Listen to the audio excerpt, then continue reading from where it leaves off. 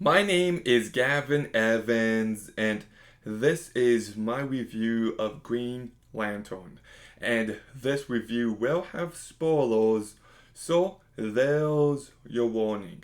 But with Deadpool 3 coming out soon, I thought I'd go back and review another Ryan Reynolds superhero movie.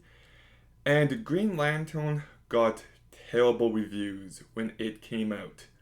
Everybody just tore this movie apart. Everybody, and I mean everybody, hated it. But I remember thinking it's not all that bad. I don't remember much about it, but I definitely didn't hate it. So I just rewatched it for the first time, and yeah, it's that bad. It is way worse than I remember. Like holy shit, this movie is just abysmal. Like I'll say it. This is one of the worst superhero movies ever made. So, let's begin talking about the cast. And Ryan Reynolds gives a typical Ryan Reynolds performance. And that might be entertaining enough for some people, but I found it to be fairly one note, and I just didn't believe his character arc. I didn't believe that he was a completely different person at the end of this movie than he was at the start, and it just felt like a, a lesser version of Iron Man in every sense. Um, I was just unimpressed with his performance the entire time. I know the director wanted to get Bradley Cooper for this role, and I do think he would have done a much better job. So, eh. Blake Lively is serviceable, but she doesn't really have much to do. And their romance, like I know they're married in real life, I didn't really get much chemistry from them in this movie with the script they were given to work with. Peter Sarsgaard is an actor I like actually. Loved him in The Skeleton Key and Orphan, but here he's just so bad. And to his defense, he's given a terrible character and a terrible script, but it's still really bad. Mark Strong, perfectly cast as Sinestro. Like, holy shit. Such great casting, completely wasted. Like, this character is written so terribly, and just some of the decisions regarding him are just baffling. Like, he's convinced not to use the yellow wing. And then at the end of the movie, he helps save Hal Jordan. He tells everyone what a hero he is.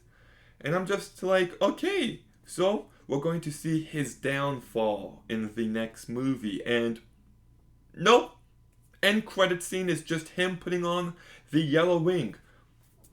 Why? Because he has a yellow wing in the comics and we gotta rush it to get to that point. It's just the biggest 180 possible and it's just such garbage writing. Tim Robbins, yeah, he's in this movie and he's not good. Taika Waititi's in this movie, which kind of took me off guard. He's actually not bad. I'm very hit or miss with him as an actor, and he didn't annoy me here. Angela Bassett, I forgot Amanda Waller was in this movie, and she does a perfectly fine job. Miro Morrison was perfectly cast as Abysmal. He just has that voice to him, but he's really given nothing to work with. I do wish they set up his character much better.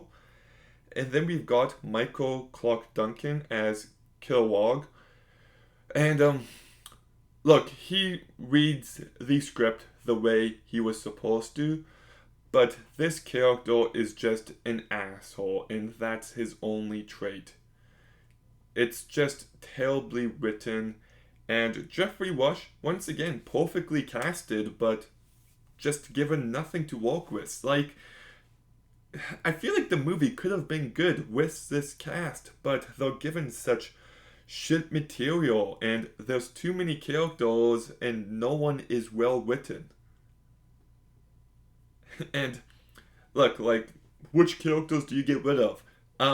Hector Hammond, just easily. We did not need him in this movie. They didn't need to be two villains. Just Parallax would have done just fine. And one issue I definitely got is that we spend like no time in space on Oa. Like, it just feels like wasted potential for this character, that they don't lean into the sci-fi cheesiness nearly enough or at all. And it just feels poorly developed. Like, the world building is just as lacking as it comes. And the fact that the Guardians were telling a story about how fear corrupts, and then they decide to make a yellow ring, is some of the dumbest writing in movie history. Like, what? And then on top of that, we get a big final act. Well, like, Hal Jordan leaves Earth, goes to Oa, and then he comes back to Earth, and Kale gets captured. Like, it feels like this movie is missing scenes. Like, holy shit, it is just a mess. The action we get is just terrible. Not a single scene stands out. I don't think they use the Green Lantern powers nearly enough. You know, there's just nothing to really like about this movie. It's not well written, it's not weird enough, it's not cheesy enough, it doesn't got enough action, it's not entertaining. There's nothing to the characters or to the story. There is one line I do like by Kale where she recognizes Green Lantern as Hal Jordan. That was a clever moment, and maybe there's potential with the ideas they're trying to explore, but the execution is just so far off. Now, I'm not done there because I still have to address one more issue. And Martin Campbell, I will say, is a good director. He's given us movies like Casino Royale, which is amazing. He's given us The Mask of Zorro. But not everyone is meant to work with CGI. And he is definitely one of those directors. This movie is one of the ugliest movies I've ever seen in my life. There is no sense of vision on display. There's no weight to anything. The movie just looks like a PS2 cutscene. And like, the decision to give Green Lantern a CGI suit is just utterly baffling. Like, no joke. Like, however bad you remember this movie looking like, I promise you it's 10 times worse. It just looks so cheap and so ugly the entire time. So, yeah. Is this movie really that bad? Yes, it is. It really is. So I'll give Green Lantern a 1 out of 10. Okay, Green Lantern. Have you seen it? What did you think? Let me know in the comments down below. Make sure you like, comment, subscribe. Stay tuned for more videos soon. And Gavin,